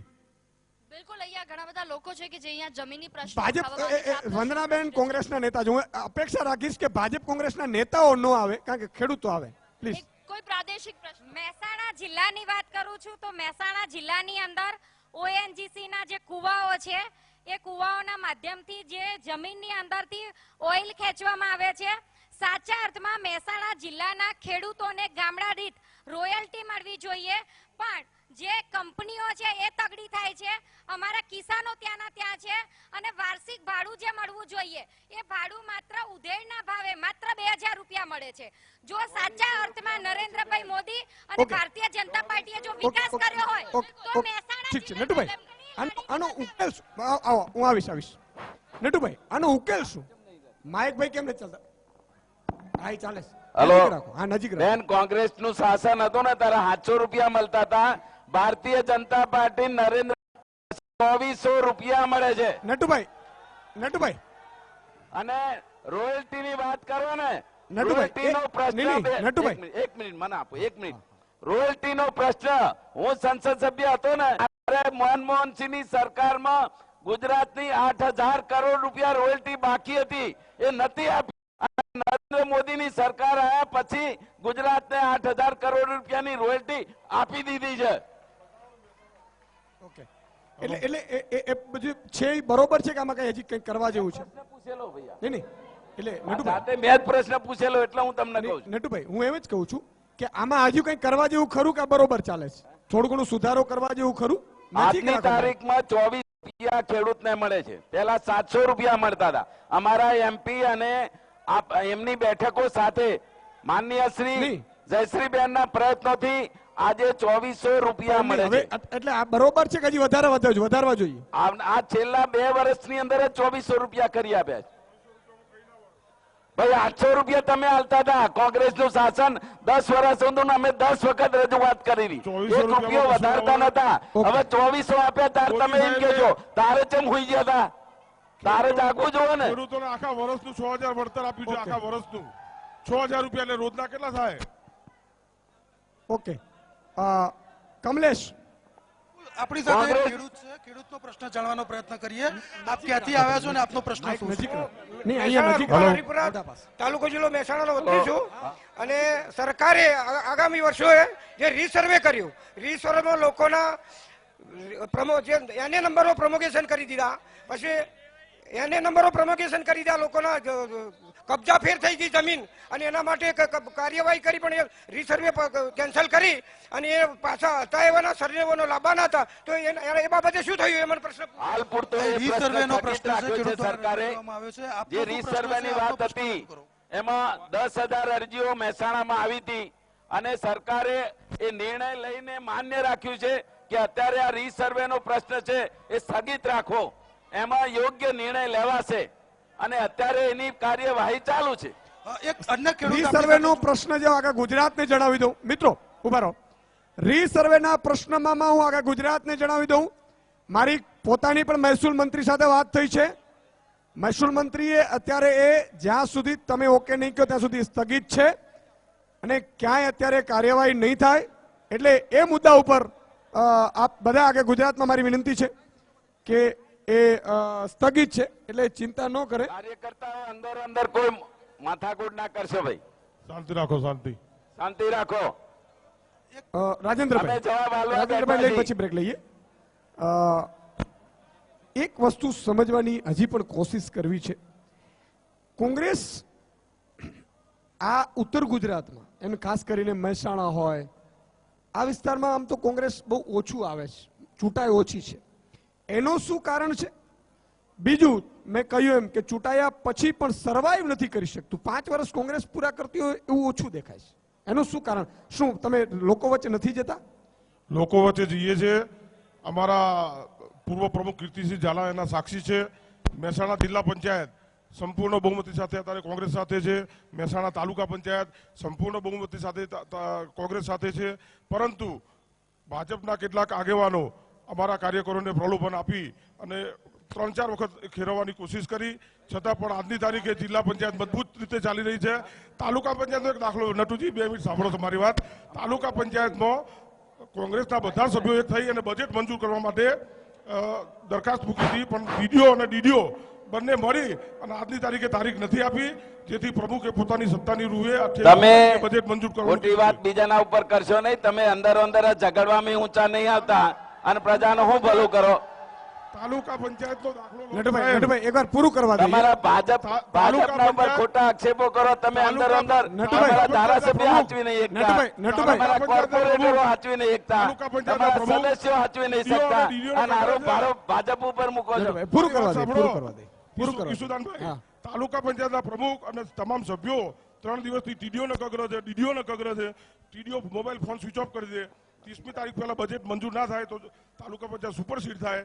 જવાબદાર અધિકારીઓ જ્યારે એજન્ડા ના આપો જોઈએ, તમામ સભ્યો આવીને કે તો આનાથી વધારે સરકારની કિન્નાખોરી કઈ હોઈ શકે? એટલે મેં રાજેન્દ્રભાઈ આપને એક, હું તો બહુ નાનો છું, ન કહેવાય મારાથી, પણ ટીડીઓ અધિકારી હાજર ન થાય, સુપરસીડ થાય એવું તમે કહો છો ને?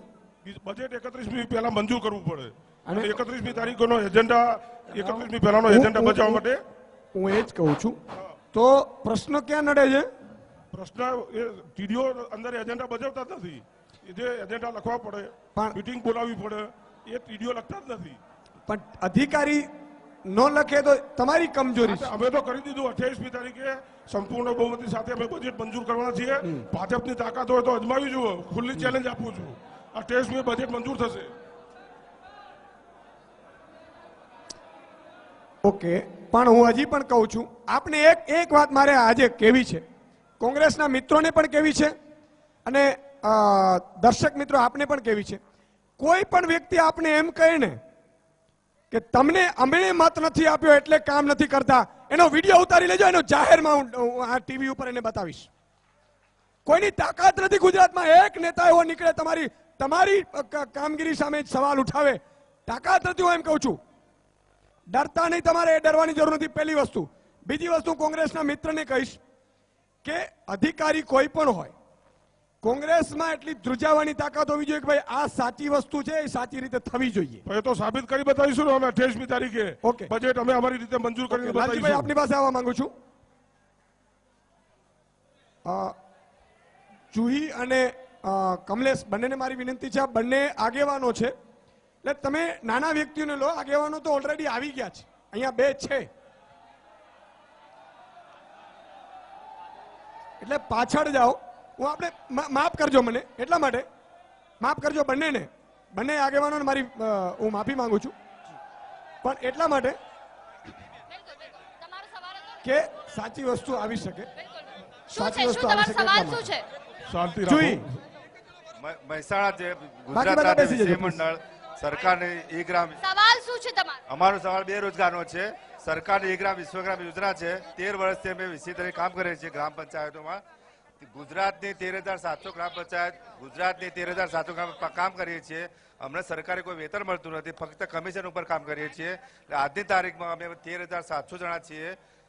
સરકારનું કોઈ પણ જાતનું વેતન મળતું નથી, ફક્ત કમિશન બેઝ ઉપર કામ કરીએ. ક્યાંય રજૂઆત અમે મિનિમમ 2500 આવેદનપત્રો સરકારમાં આપેલા છે અને રેલીઓ કરી છે, હડતાળો કરી છે, સચિવાલયમાં જઈને અમે ત્યાં જેલમાં પૂરી દેવામાં આવે છે. ઓકે, તમારી રજૂઆત પહોંચાડી દેશું.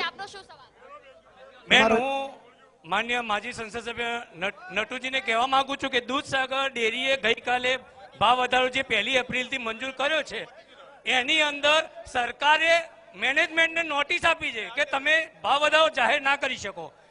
દૂધ ઉત્પાદકોની સંસ્થા હોય, દૂધસાગર ડેરી હોય, ડિસ્ટ્રિક્ટ બેંક હોય કે કોઓપરેટિવ કોઈ પણ સંસ્થા, એને તોડવા માટેના પ્રયત્ન કરવામાં આવે છે. એટલે નટુજીને પણ એવી વિનંતી કરું છું કે તમે જે ભાવ વધારાની વાત કરી, પણ જો મેનેજમેન્ટ ભાઈ અત્યારે કમલેશ કોઈ પણ કામ હોય આચારસંહિતાના હિસાબે કદાચ વાત થઈ હોય. જાણવાનો પ્રયત્ન કરીએ કે આખરે મહેસાણાની સમસ્યા શું છે. શું નામ છે આપનું અને સમસ્યા જણાવો. હિતેશ દેસાઈ, મહેસાણા શહેર યુવા મોરચાના પ્રમુખ મારું નામ છે.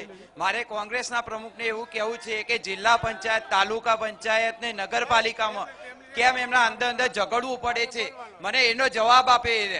સમસ્યા શું છે મહેસાણાની સમસ્યા આપ જણાવો. સમસ્યા હાલ એક જ છે કે એમના ઝઘડામાંથી ઊંચા આવતા નથી અને મહેસાણાનો વિકાસ થતો નથી. મારો યુવાન રાજકીય કરતા તમે બેરોજગારીનો પ્રશ્ન શું સમસ્યા છે આપને? કોંગ્રેસના રાજુભાઈ, કોંગ્રેસના આગેવાનને મારે એટલું જ પૂછવું છે કે મોદીજીએ 5 વર્ષમાં કશું નથી કર્યું તો સમગ્ર રાષ્ટ્રની અંદર કોંગ્રેસને ગઠબંધન કેમ કરવું પડ્યું? ઓકે, હવે તમે બધા મિત્રો બેસી જાઓ. હમણાં સ્ટોપ કરો. જોઈ બધાને બેસાડી દો. પેલા મોદી સાહેબના બધાને બેસાડી દો. પેપરમાં આવ્યું છે મને મોદીના ગઠબંધનનું લિસ્ટ આજે આખું પેપરમાં આવ્યું છે. ઓકે, 27 થી 28 પક્ષો સાથે ગઠબંધન કરેલું છે એમણે. ઓકે, બધા બેસી જાઓ મિત્રો, બધા બેસી જાઓ. મને લાગે છે કે નાનકડો વિરામ લઈ લઉં. 43 પક્ષો સાથે ગઠબંધન કર્યું છે. તમે નાનકડો વિરામનો સમય થયો છે. ઉપર વિશ્વાસ હતો. મહેસાણાથી ગુજરાતના પ્રશ્નોને આપણે વાચા આપી રહ્યા છીએ, ગુજરાતની સમસ્યાઓને વાચા આપી રહ્યા છીએ. ગુજરાતમાં કેટલીક બાબતો એવી હશે કે તમને મને અસર કરતી હશે, એના ઉપર ભાર દેવાનું કોશિશ કરું છું. તોય જો કે થોડો ઘણો કોંગ્રેસ ભાજપમાં વેચાઈ જવું છું એ અલગ વાત છે, પણ પ્રયાસ એવું કરીએ કે એ લોકો પણ કામ કરાવે અને કામ કરે. નાનકડા વિરામ બાદ તુરંત ફરીથી મહામંથનમાં આપનું સ્વાગત છે. મહેસાણાથી લાઈવ કરી રહ્યો છું, પણ આજે મારે દુઃખ સાથે થોડુંક કહેવું પડશે કે અહીંયા મને ભાજપ કોંગ્રેસના કાર્યકર્તાઓ વધારે નડી રહ્યા છે.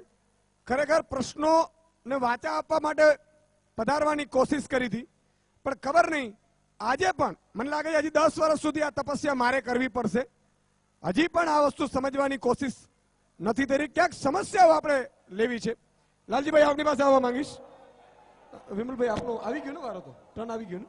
ઓકે લાલજીભાઈ, એક સ્થિતિ એ છે કે તમે ખેડૂતો માટે લડો છો. ખેડૂતો માટે શું કરવું જોઈએ? ભાજપ અને કોંગ્રેસ કોઈ પણ સરકારો શું કરવું શું જોઈએ? માઇક બાજુમાં રાખજો.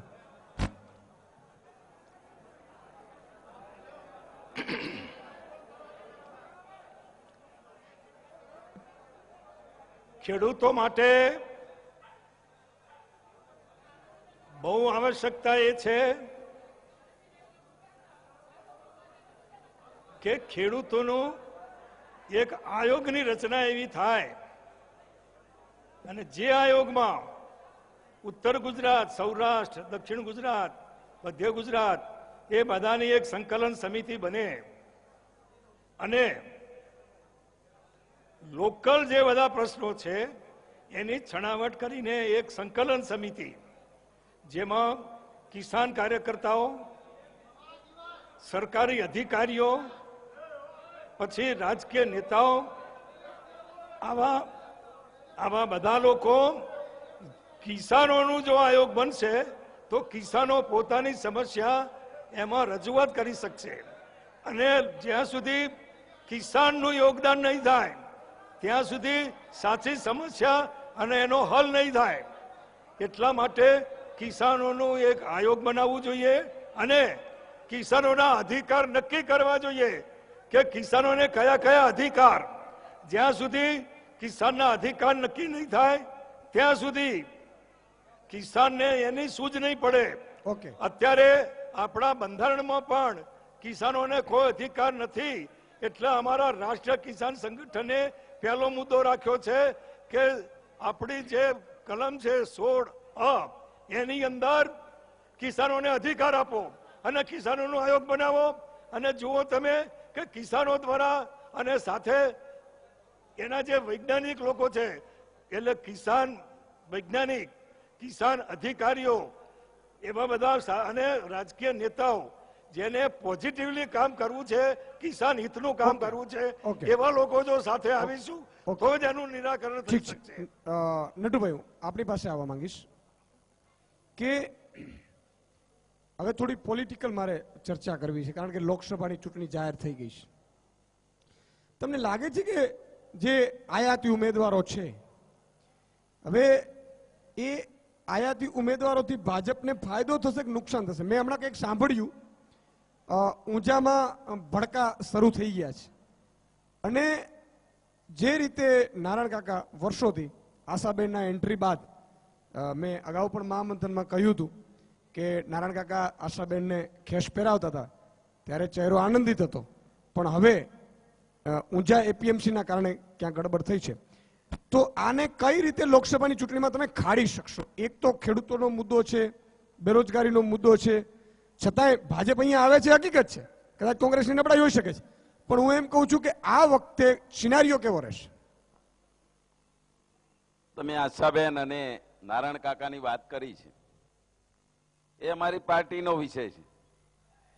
પાર્ટીનો વિષય છે એ અમે સોલ્યુશન લાવીશું. અમારે લોકસભા જીતવાની છે. મહેસાણા લોકસભા અમે 100% ગુજરાતની સવી લોકસભા અમે જીતવાના છીએ. ગુજરાતની પ્રજા અમને સતત 22-23 વર્ષથી શાસન આપ્યું છે. આ વખતે ખબર પડી જવાની બાકી. આ વખતે પાછી ખબર પડી જશે. 50% ઉપર સીટો કોંગ્રેસ જીતશે. 50% ઉપર ભારતીય જનતા પાર્ટીની સાથે છે અને ભારતીય જનતા પાર્ટી કંઈક સારા કામ કરતી છે ત્યારે પ્રજા અમને સ્વીકારતી છે ને. તમને કેમ નહીં સ્વીકારતી? રાજેન્દ્રભાઈ સફાયો કર્યો 3 રાજ્યોમાં. ઓકે ઠીક છે રાજેન્દ્રભાઈ. મધ્યપ્રદેશ અને છત્તીસગઢમાં રાજેન્દ્રભાઈ પ્રજાએ કેમ ના સ્વીકાર્યા? રાજેન્દ્રભાઈ કામ કર્યા હતા. રાજેન્દ્રભાઈ હું તમારી પાસે જ આવું છું. એક તો ભાજપે કીધું કે અમે ચૂંટણી લડવાના છીએ. તો બે કારણ હોઈ શકે તમારે એન્ટ્રી મારવાના. યા તો તમારે એ લોકોએ જ્યાં નિષ્ફળતા નીવડ્યો એ પ્રશ્નોને તમે હાઈપ આપો. માની લો ખેડૂતોના દેવા માફીનો. બીજું તમે બેરોજગારીનો મુદ્દો લાવો. ત્રીજું હવે તમારે જે ધરી છે મોટી એ બે ધરી ખેરવી ગયા. હવે મને ખબર નહીં કે જનતા એમની સાથે જોડાયા છે કે નહીં. જીવા કાકા છે, પછી આશાબેન છે. હવે તો સ્ટોપ થઈ ગયું છે. હવે લગભગ તમારો કોટો પૂરા થઈ ગયા છે એવું લાગે છે. તો અમે અત્યારે હાલ જે પણ આવે એને સ્વીકારીએ છીએ. ઓકે ના રાજેન્દ્રભાઈ અત્યારે રહેવા દેજો. ગમે એટલો મોટો નેતા હોય, ગમે એટલો મોટો નેતા હોય, તો તમે કયા મુદ્દાઓથી જીરો થઈ જાય. રાજેન્દ્રભાઈ તો મારો એ જ સવાલ છે કયા મુદ્દાઓ લઈને જશો? પક્ષ પલટો કરો એટલે એ માણસ લોકોની નજરમાં જીરો થઈ જાય. ગમે એટલો મોટો સક્ષમ નેતા હોય એ પબ્લિકની નજરમાં જીરો થઈ જાય છે. પક્ષ પલટો કરો એટલે કારણ કે તમે જે વિચારધારાથી તમે કઈ રીતે કયા મુદ્દાઓને લઈને જાશો? એમ મુદ્દાઓ અમારી પાસે ઘણા બધા છે. ખેડૂતોના દેવા માફ કરવાના, બેરોજગારીના રોજગાર આપવાનું, ઘણા બધા મુદ્દાઓ કોંગ્રેસ લઈને નીકળી હતી અને એના અનુસંધાને 3 રાજ્યોમાં રાજસ્થાન, મધ્યપ્રદેશ અને છત્તીસગઢમાં 3 રાજ્યોમાં ભાજપના સુપરા સાફ કર્યા છે અને ગુજરાતમાં પણ કરશું. 50% ઉપર સીટો કોંગ્રેસ જીતશે. હિરેનભાઈ તમારી પાસે આવું છું. રાજનેતાઓના થોડા તેવર મારે સમજવા છે. રાજનેતાઓના થોડાક મારે એ સમજવું છે કે રાજનેતા પક્ષ પલટો કરતા તો શું કામ કરતા છે? એમ કે માની લો કે એવું રાતોરાત હૃદય પરિવર્તન થઈ જતું હોય કે પછી કોઈ લાલચ આપવામાં આવતી હશે કે પછી એનાથી પણ આગળ આપણે જઈએ તો એને એવું હશે કે ભાઈ આ પાર્ટીમાંથી હું જીતી જઈશ અથવા તો આગળ આવી જઈશ. કોંગ્રેસમાં જતો રહ્યો નટુભાઈ પૂછવા દઈએ તો શું હશે એમ? કારણ કે મેં સાંભળ્યું છે વીટીવી ઉપર જ આશાબેન બોલ્યા હતા, ઉમિયા માતાજીના સોગંદ પણ ખાતા હતા. બિલકુલ. આપણે જ્યારે કોઈ પણ રાજકારણી પક્ષ પલટો કરે છે ત્યારે એવું કહે છે કે મને પ્રજાના પ્રશ્નો લઈને હું મારી પાર્ટીમાં જ્યારે મારા નેતાઓ પાસે જતા હતા અમે લોકો, ત્યારે એ પ્રશ્નો પૂરા નતો થતા. એટલા માટે મેં પક્ષ પલટો કર્યો છે. પરંતુ પક્ષ પલટો માત્ર ને માત્ર સ્વાર્થ માટે હોય છે. હું મતદારો અને પરંતુ ઘણીવાર ઘણા બધા નેતાઓને અહીંયા આપણે કોંગ્રેસના મિત્રો કે ભાજપના મિત્રોની હું કોઈ તરફેણ નથી કરતો, પણ એક મુખ્ય વાત એવી સમજાવવા માંગુ છું. હું એમ સમજીને ચાલી રહ્યો છું કે તમે લોકો જેટલા બેઠા છો અહીંયા એ બધા લોકો મતદારો છો, નાગરિકો છો. બરાબર? મૂળભૂત રીતે જેવી રીતે બિસુદાનભાઈ વાત કરી કે ઉંબરાથી અંદર ન આવવી જોઈએ વાતો, રાજકારણ ઘરમાં ન આવવું જોઈએ, એવી જ રીતે આ બધી સમસ્યાઓ તમને પોતાને પણ એટલી જ નડે છે. ત્યારે આપણે જ્યારે પક્ષ પલટો થતો હોય ત્યારે એનો જો વિરોધ પાર્ટીમાંથી જ થાય તો બીજી વાર કોઈ પક્ષ પલટો નહીં કરે. એવું માની લેવાની જરૂર નથી કે ભાજપમાંથી ક્યારેય કોઈ કોંગ્રેસમાં નહીં જાય. ભાજપમાંથી પણ કોંગ્રેસમાં જવા માટે થઈને એવું બનશે ક્યારેક, ત્યારે એ દુઃખ જેટલું અહીંયા થાય છે એટલું અહીંયા થશે. અને જ્યારે તમે લોકો અહીંયા પક્ષ પલટાની વાતને હું જ્યારે એને વખોડું છું ત્યારે તમે રાજી થાવ છો, બિલકુલ આ રાજી થશે. બિલકુલ પક્ષ પલટો ન થવો જોઈએ એવો કોઈ કાયદો લાવવા માટે થઈને પ્રજાનો અવાજ ઉઠવો જોઈએ. બિલકુલ. એક દાખલો તમને આપું, મજા આવશે તમને. થોડો 30 સેકન્ડ છે, પછી વિમલભાઈ પાસે આવું તે દર્શક મિત્રો પાસેથી. એકવાર હું એક મારા મિત્રને ત્યાં ઘરે ગયો. એટલે પતિ પત્ની બંને એક ભાજપમાં માનતા હતા, એક કોંગ્રેસમાં માનતા હતા. જોયો સ્થિતિ કેવી થાય. એટલે હું ગયો એટલે મને એમણે કહ્યું કે સુદાનભાઈ નરેન્દ્રભાઈ તો બેન કે નરેન્દ્રભાઈ તો બહુ સારા છે, આમ કરે છે. પેલા ભાઈ કે રાહુલ ગાંધી સારા છે. એટલે પછી એ બે ચા છે ને બનાવતા એ બેનો ઝઘડો ચાલતો હતો. એટલે મીઠો ઝઘડો છે ઘરમાં કહીએ. પછી મારી એન્ટ્રી પછી એમણે કહ્યું કે સુદાનભાઈ જુઓ ને આ સમજતા નથી, ખરેખર ભાજપ પાર્ટી સારી છે. પેલા કે ના કોંગ્રેસ સારી છે. એટલે મેં કીધું બેન સંતાન છે ખરું? તો કે આ છે. મેં કીધું એના કપડા સીવડાવવાને એનું ભણવા ઉપર ધ્યાન દો, આ તો મતદાનનું એક દિવસનું કામ છે. જિંદગીમાં હંમેશા શીખવા જેવી વાત એ છે સાહેબ. હજી પણ કહું છું, નટુભાઈને એનાથી ફાયદો થાય તો એના ઘર સુધી રહેવા દો, પણ આપણે અહીંયા ઉમરામાં નહીં લાવવાનું. એટલા માટે વારંવાર દાખલા આપું છું. વિમલભાઈ આપની પાસે આવવા માંગીશ કે આજે મને આ બધું જોતા પણ એવું લાગે છે, અને અગાઉ પણ મેં આખા ગુજરાતમાં લગભગ ગયો છું. કાર્યકર્તાઓને એક પ્રકારનો એવો ડોઝ આપી દેવામાં આવે છે, ડોઝ ભાજપના હોય કે કોંગ્રેસના હોય. નટુભાઈ રાજેન્દ્રભાઈને અથવા અહીંયા બેઠેલા હોય એને થોડું નહીં પણ ગમે, પણ આપણી ભાવિ પેઢી માટે બહુ જરૂરી છે. રાજેન્દ્રભાઈના છોકરા માટે, નટુભાઈના છોકરા માટે. હવે ડોઝ એવો આપી દેવામાં આવે કે લોકો સમસ્યાઓ નહીં, માત્ર ને માત્ર નારા ઉપર જ ધ્યાન દે. હમણાં એક મિત્ર મારો યુવાન હતો, એને ખરેખર બેરોજગારી ઉપર પ્રશ્ન કરવાની જરૂર હતી, પણ ખેસ પહેર્યો એટલે એને બેરોજગારી ન હોય, એ કોંગ્રેસ ઉપર પ્રશ્ન થાય. એટલે કહેવાનો મતલબ એ છે કે મારે સમજવું છે કે શું આ યુવા સુધી 18, 19, 20 વર્ષ સુધી પહોંચી ગયું છે. નારાની સંસ્કૃતિ આપણા દેશમાં આજની નથી. 1971 નો એક નારો હતો, 1972 ની ચૂંટણીમાં, ગરીબી હટાવો, હજી નથી હટી. એટલે દર વખતે નારાઓ તો આવ્યા કરે છે, અને નારાઓ ચૂંટણી લડવા માટેનો એક બહુ સરળ શસ્ત્ર છે, કારણ કે નેતાઓને કંઈક તો કરવું પડે ને, એમ કે લોકોને સુધી પહોંચવા માટે. અને આ યુવા વર્ગ એવો છે કે એ બહુ લાંબુ વિચારતો નથી. તકલીફ એ થઈ ગઈ છે કે બહુ લાગણીમાં ખેંચાઈ જાય છે. એમને એકાદ સર્જિકલ સ્ટ્રાઇક કે એકાદ નારો એમને બહુ પ્રભાવિત કરી દે છે, અને એનાથી એ જલ્દીથી એમના માનસપટ ઉપરથી ખસતું નથી. અને એટલા માટે થઈને આ નારાઓનું સંસ્કૃતિ બહુ ચાલી છે. પણ જ્યાં સુધી એજ્યુકેશન ડેવલપ નહીં થાય ને સાહેબ, અને જ્યાં સુધી આ યુવા વર્ગ વાંચતો નહીં થાય, આ યુવા વર્ગ પ્રશ્ન પૂછતો નહીં થાય, ત્યાં સુધી બધા પક્ષમાં આ જ કાર્યકરો રહેવાના છે. તમે કોંગ્રેસનો કાર્યકર હોય કે ભાજપનો કાર્યકર હોય કે આમ આદમીનો કાર્યકર હોય, એ માત્ર નારાઓથી જ ચાલે છે. એને આ બધી બાબતો કઈ અપીલ કરતી હોય એવું લાગતું જ નથી. તમે એમને પ્રશ્ન કરો.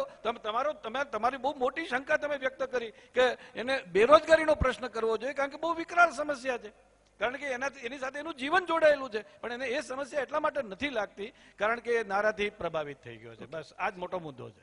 નટુભાઈ, આને લગતો જ એક પ્રશ્ન છે, પણ ઈચ્છા રાખીશ કે દિલથી જવાબ આપો. આપણે ગુજરાત જુએ છે, કદાચ માની લો તમે ભાજપ કોંગ્રેસમાં હતી, રાજેન્દ્રભાઈને પણ એ જ ક્વેશ્ચન, અને 40 સેકન્ડમાં મારે ખાલી જવાબ સમજવાની કોશિશ કરીશ. મારે મેં કીધું ને કે કેટલીક બાબતો હું નથી સમજી શકતો, હું એટલે ગુજરાત. એ કાર્યકર્તાઓ નાનો યુવાન હોય તો યુવાન એ જોશથી જોડાતો હોય, ભલે એની પછી અમુક શબ્દો હું નહીં વાપરું, પણ એમ કહેવાય ને કે ઘરમાં ઠેકાણા પણ ન પડતા હોય આપણે ખાવાના, તો બી ઈ કેમ, એટલે એ શું એવું કયું ડોઝ છે જે સમજવાની કોશિશ છે. પાર્ટીનો કોઈ પણ કાર્યકર્તા હોય, ભાજપનો કાર્યકર્તા હોય યા કોંગ્રેસનો કાર્યકર્તા હોય, દિલથી ખોલીને વાત કરું છું. આ તમે એમાં જરાય પેલું એ ના રાખતા. બિલકુલ. પાર્ટીના સિદ્ધાંતો દરેકના અલગ અલગ હોય. ભાજપનો સિદ્ધાંત અલગ હોય, કોંગ્રેસની સિદ્ધાંત પણ અલગ હોય છે. એની અંદર કાર્યકર્તા પોતે જોડાતો હોય છે. સાચું છું એ વિચારવું જોઈએ. હું પણ તમારી સાથે આ સંમત છું. કોઈ પણ કામ હોય, કોઈ પણ યોજના હોય, કોઈ પણ આપણી પાર્ટીનો માણસ હોય અને એ આપણને સાચી દિશા આપે છે કે નથી આપતો, એ વિચારવાની શક્તિ યુવાનોની અંદર હોવી જોઈએ. બહુ સાચી વાત છે, બહુ સાચી વાત છે. હું તમને એ પણ કહું છું. બીજી વાત, કોઈ પણ કાર્યકર્તા હોય, ભાજપનો હોય, કોંગ્રેસનો હોય, સારી વસ્તુ કોઈ પણ કરી હોય તો એને હંમેશા વખાણવી જોઈએ. ન કર્યું હોય તો એને કુખવાણ પણ કરવા જોઈએ. ના કર્યું હોય, એ કાર્ય ના થતું હોય તો એને આપણે રજૂઆત કરી શકીએ છીએ. કોઈ પણ હોય, કોંગ્રેસનો કાર્યકર્તા, કોંગ્રેસનો ધારાસભ્ય હોય, ભાજપની સરકાર હોય, તો એના વિસ્તારમાં કામ ન થતું હોય તો એને રજૂઆત કરવી જોઈએ, 100% કરવી જોઈએ. ઓકે, જુહી. બિલકુલ, અહીંયા ઘણા બધા ખેડૂતો છે મહેસાણાના, જે સ્થાનિક લોકો પણ છે અને ખેડૂત પણ છે. શું પ્રશ્ન છે? તમે બધા મારી સામે જુઓ. મારું ઈસુદાનભાઈને એક જ વસ્તુ કહેવું છે કે બેરોજગારીનો મેઇન મુદ્દો ભ્રષ્ટાચારના લીધે છે. આજે જે ભ્રષ્ટાચાર ચરમસીમાએ છે મહેસાણા શહેરની અંદર, એ તમારે બીજી કોઈ જગ્યાએ સમાચાર શોધવા જવાની જરૂર નથી. ખાલી નગરપાલિકા પહોંચી જાઓ, એક અધિકારી બચે એનો મારો 100 રૂપિયા નો ભાવ છે. એક અધિકારી બચશે નહીં. જે જે વસ્તુઓ નવો રૂલ ચાલુ થયો છે, ભ્રષ્ટાચાર કરવાનું નવું સાધન, કે વિકાસ કરો ને ભ્રષ્ટાચાર કરો, વિકાસના નામથી ભ્રષ્ટાચાર કરીને અને ભ્રષ્ટાચારથી જ મેન બેરોજગારી વધે છે. ઓકે, ભ્રષ્ટાચાર માટે 1064 નંબરની હેલ્પલાઇન છે. આપ બધાને મારી વિનંતી છે કે માત્ર આક્ષેપ પ્રત્યાક્ષેપથી કોઈથી આપણે ભલું નહીં કરી શકીએ. આપણે 1064 નંબર, અને અત્યારે તો જે હેડ છે એસીબી ના, બહુ મારા અંગત મિત્ર છે અને ખૂબ સારી રીતે મારો કામ કરે પ્રશ્ન એવો છે કે મહેસાણા જિલ્લાની અંદર મોટે ભાગે ગામડો 70% ખેતી પ્રધાન દેશ આપણો દેશ છે. હવે એની અંદર ખેડૂતોને ખેતીમાં અત્યારે બિલકુલ પરવડતું નથી. એટલે ખેતીની અંદર લોકો ખેતી એટલી બધી ઘસાઈ ગઈ છે, આ ધંધો કે શરૂઆતમાં ખેતી ઉત્તમ કહેવાતી, અત્યારે ખેતી કનિષ્ઠ કહેવાય છે અને ગામડામાં લોકો રહેવા તૈયાર નથી કરવા. અને એના લીધે આ માટે સમસ્યા રજૂ કરવા માંગે છે. શું સમસ્યા છે આપની વડનગરની? ઈસુદાનભાઈ, અમારા વડનગરમાં જે ખેડૂતો 4% લેખે જે પોપ લોન લે છે, એમાં સરકાર એવું કહે છે કે તમને 3% રિટર્ન અમે વ્યાજ પાછું કરશું, પણ વડનગરમાં બેંકવાળા પૂરેપૂરું 4% વ્યાજ આજ સુધી એ વસૂલે છે અને રિટર્ન 3% કરતી નથી. 0% ભાઈ નટુભાઈ 0% છે. તો આપ અમે બેંકમાં રજૂઆત કરીએ તો બેંકના મેનેજર એવું કહે છે કે અમારા સરકારનો કોઈ પરિપત્ર નથી. તો સાહેબ એનું તમે કંઈક ધ્યાન દોરો તો હજારો ખેડૂતો. અનેક યુવાનની પણ સમસ્યા છે. શું સમસ્યા છે આપની? શું અમારા માઇનર કેનાલ નથી કેમ બની? વિસનગર તાલુકાથી ધરોઈ સુધી 35 વર્ષ અગાઉ કેનાલો બની હતી અને જે કે કેનાલ તૂટી નથી. બીજું લાખવડ ગામમાં ગૌચરનું જમીન વેચી દીધી અને ત્યાં પેટ્રોલ પંપ બની રહ્યો અને ખેડૂતોના દિવસે શિયાળામાં લાઈટ આપો અને વિસનગર તાલુકામાં હજી 35 વર્ષથી કેનાલો તૂટી નહીં અને હમણાં ઉંદેડા નોરિયા ઈકણ જ ફરે કાલે. શિક્ષણનો પ્રશ્ન છે. શું પ્રશ્ન છે આપનો? ઓકે નટુભાઈ, આ ક્રોપમાં જે છે વીમોનો, એ થોડુંક સમસ્યાઓ તો મને આખા ગુજરાતમાંથી આવી રહી છે. એટલે 0% જમા નહીં થયા હોય કે શું થયું? 0% મળે છે તો 100% છે. 0% જ રાજ્ય સરકાર અગાઉ તમને બધાને ખબર હશે, જાહેરાત કરેલી જ છે. 4% પહેલા ક્રોપ લોન આપણને મળતી હતી 4% ઉપર. રાજ્ય સરકારે આ વખતે ટોટલી એનું 4%નું વ્યાજ રાજ્ય સરકાર ભરવાની છે. એ સંયુક્ત રીતે હું પણ છું, હું પણ એક ખેડૂત છું. મેં પણ 12 લાખ રૂપિયાની 3 ભાઈઓના, દરેક ભાઈએ 3 લાખ રૂપિયાની ક્રોપ લોન લીધેલી છે અને 0% મેં ભરી છે. 0%? હા, 0%. એટલે પેલા ભરવામાં 0% છે કે પછી પાછળથી જમા થાય? 7% વસૂલ કરે છે. 7% પૂછો પબ્લિક ને. એ તો તમે ખોટી વાત કરો છો. આમાંથી 4% વાત હોય, એ 4% વ્યાજ રાજ્ય સરકાર ભોગવે છે. એનો પરિપત્ર પણ દરેક બેંકોની અંદર ગયો છે. ઓકે, હવે એક કામ કરો, રાજેન્દ્રભાઈ બોલવા દો, પછી હું ચેક કરાવડાવીશ બેંકોમાં કે ખરેખર 7%, 4% કે 0%. બસ આ તમારે પરિપત્ર માંગી લો એના જોડે, આવ્યો છે કે નથી આવ્યો. ઓકે, સરકારે પરિપત્ર જાહેર કરીને બેંકોમાં આપી દીધો છે. બેંકો ખેડૂતોને ગોઠતી નથી. આ પરપ્રાંતિયોની બધા જે અંદર હોય છે બધા ખેડૂતોને હરખા જવાબ નથી આપતા. 7% વસૂલે જેવું પ્રજા જાતે કબૂલી રહી છે. ભાજપની સરકારમાં પરપ્રાંતિયો નહીં આવ્યા ભાઈ, બધાથી પરપ્રાંતિયો દરેકનો અધિકાર છે દરેક જગ્યાએ નોકરી લાગે. દાખલો આપું, જે ખેડૂતો બિચારા એમને પૂરું હિન્દી ના આવડતું હોય અને કોઈ યોજના વિશે જાણવા જાય તો કોઈ જવાબ આપતા નથી સરખી રીતે. બસ હવે કોઈના સવાલ નહીં લેવાય. પ્લીઝ બેસી જાઓ, પ્લીઝ બધા બેસી જાઓ. મારી વિનંતી છે આપને, પ્લીઝ બેસી જાઓ, પ્લીઝ બધા બેસી જાઓ. હાજી બોલો, લઈ લઉં, બોલો. એક ખાસ બાબત ઈશ્વરદાનભાઈ કોઈને ન સમજાય એવી એ છે કે છેલ્લા 25 વર્ષથી પાક વીમાનો પ્રશ્ન દર સિઝનમાં ખેડૂતો માટે સમસ્યાનો વિષય બનીને આવે છે. છેલ્લા 25 વર્ષથી આપણે જોઈએ છીએ, છાપામાં એના જ સમાચારો હોય અને કોઈક અને મજાક જેવું વળતર અપાય છે એવું આપણે સાંભળીએ છીએ. 7 રૂપિયા, 10 રૂપિયા, 5 રૂપિયા એવા વળતરો ખેડૂતોને મળ્યા છે. આ પાક વીમા કંપનીઓ ઉપર કોઈ શિકંજો કસવાની કોઈ સરકારની કેમ કઈ તાકાત આવતી નથી એ સમજાતું. બંને પક્ષના, મોટા પક્ષના પ્રતિનિધિઓ અહીંયા છે. એક પણ પક્ષે આ કર્યું નથી અને બહુ મોટી મજાક બનાવી દીધી છે ખેડૂતોની આ પાક વીમાની. અને બેંકોમાં લોન લેવા જાવ એટલે ફરજિયાત વીમો તો લેવડાવી જ લે છે. પહેલા દિવસે વીમો કાપી લે છે. અને પછી બીજી બાબત આ છે જે નટુજી ભાઈએ કહી કે લોન માફીની અથવા તો 0% વ્યાજની 0% વ્યાજ માત્ર કાગળ ઉપર હોય છે સાહેબ.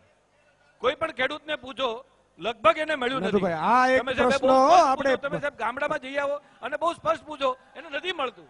વાસ્તવિકતા એ છે, સરકારની નેમ ખોટી નથી, સરકારનો પરિપત્ર ખોટો નથી, પણ અધિકારીઓના અર્થઘટનો ખોટા છે અને ખેડૂતની એટલી જાગૃતિ નથી કે ખેડૂત આ માટે લડી શકે, એટલું સંગઠન પણ નથી. બિલકુલ નટુભાઈ, કાર્યકરો એના માટે કડી કેમ નથી બની શકતા? બિલકુલ બહુ સાચી વાત છે નટુભાઈ. રાજ્ય સરકાર જે પ્રયત્ન કરી રહી છે ખેડૂતો માટે, 0% લોનથી અમારી સરકાર અત્યારે ક્રોપ લોનમાં આગળ વધી રહી છે.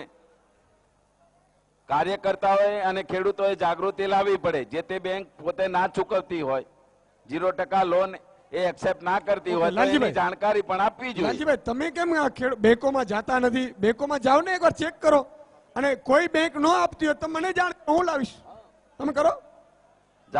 જાણકારી આપવી જોઈએ, સરકારને રજૂઆત પણ કરવી જોઈએ. કલેક્ટરને રજૂઆત કરો તો કલેક્ટર તરત સ્ટેપ લે છે. તમારી જો કાર્યકર્તાઓ છે 4-5 હજાર, બેંકોને ગોઠવો. ઈશુદાનભાઈ, બહુ ઇમ્પોર્ટન્ટ વાત એવી છે અહીંયા કે કાર્યકરોની રોલ શું છે. જે કાર્યકર કોઈ પણ પદ ઉપર નથી, એ કાર્યકરનો રોલ એવો છે કે પ્રજાની તમામ સમસ્યાઓ, ખેડૂતોની સમસ્યા હોય, બેરોજગારીની સમસ્યા હોય, અધિકારી કામ ન કરતા હોય તો એ કાર્યકરોએ વચ્ચે કડી બનવું જોઈએ.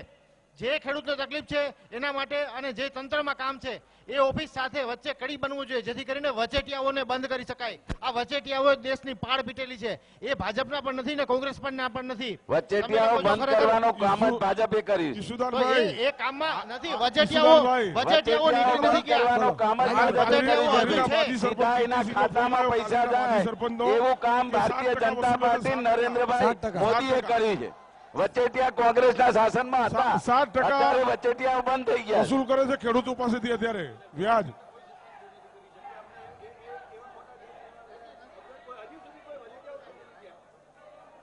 નજીકમાં રાખો ને લાવી જશે. હજી સુધી કોઈ સરકારે એ વચેટિયાઓ દૂર નથી કરી શકી. સાહેબ, વચેટિયાઓ દૂર નથી થયા, ઓછા વધતા થયા હશે કદાચ. કાર્યકર્તાઓને એક વસ્તુ તમે સમજો કે નરેન્દ્રભાઈ આયા પછી જે ડાયરેક્ટ દાખલા તરીકે વિદ્યાર્થીઓની સબસિડી હોય તો સીધી ખાતામાં જઈશે, વૃદ્ધ પેન્શન હોય તો સીધો ખાતામાં જશે. સુધારો થયો છે, સુધારો થયો છે, 100% સુધારો થયો છે. સુધારો થયો છે, બંધ નથી થયું. 2 લાખ રૂપિયા, 1,30,000 જે અમે સીધા એના ખાતામાં નાખીએ છીએ. બીજી વાત કરું, ખેડૂતોના ખાતામાં પણ અત્યારે થયો છે. અત્યારે જો તમે ડાયરેક્ટ બધાને મારી અપીલ છે, બધા બેસી જાઓ પ્લીઝ, પ્લીઝ બેસી જાઓ બધા.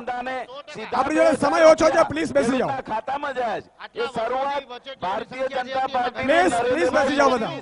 સહેમત છું, હું પ્લીઝ આપની બેસી જાઓ. સહેમત છું કે હવે બિલકુલ હું આપણી સમસ્યા ઉપર આવું છું. શરૂઆત કોને કરી ડાયરેક્ટ નાખવાની? મિત્રો, આગળ ગુજરાત સાંભળી લે હવે. 43 વર્ષ.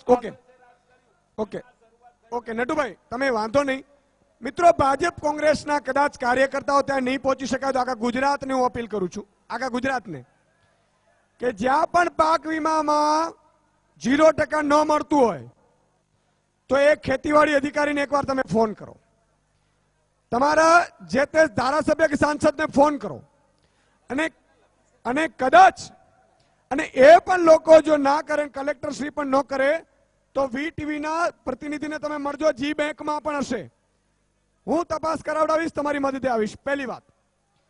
બીજી વાત મારે એ કહેવી છે આખા ગુજરાતને કે જે રીતે પાક વીમો 6-7 જિલ્લામાં જમા થઈ ગયો છે, કેટલાક જિલ્લાઓમાં સોમવાર સુધીમાં થઈ જશે, એકવાર ચેક કરી લો. 2600 કરોડ રૂપિયા લગભગ સોમવાર સુધીમાં જમા થઈ જશે, સોમવાર સુધીમાં ચૂકવાઈ જશે. એટલે આપ લોકો તમારી બેંકોમાં ચેક કરજો કેટલા ટકા વીમો મળ્યો છે, પાક વીમો.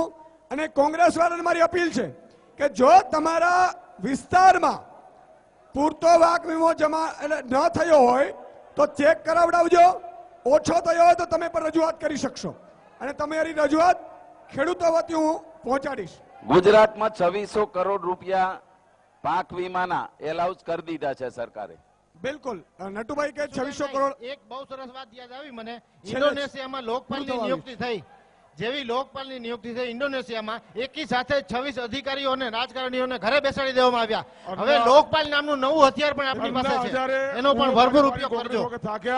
અને લોકપાલની નિમણૂક છે 5 વર્ષ પૂરા આવ્યા ત્યારે મોદી સાહેબે કરી છે. પહેલા કરી દે, પહેલા જ વર્ષથી કરી દેવી હતી ને લોકપાલની નિમણૂક. મિત્રો બધા બેસી જાઓ.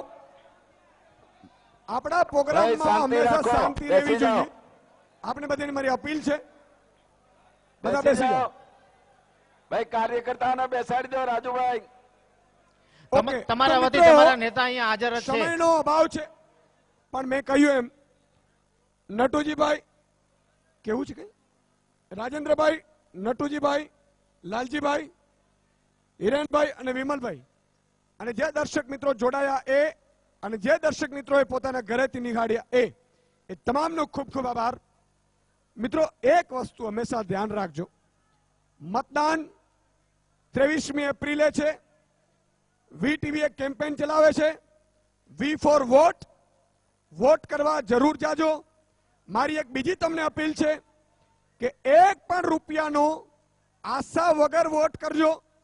જે પાર્ટીને તમે વોટ કરો એ તમારો વિષય છે, જે પક્ષના કાર્યકર જેને પણ કરવું, પણ તમે લાંચમાં ન પડતા અમારી અપીલ છે આપને.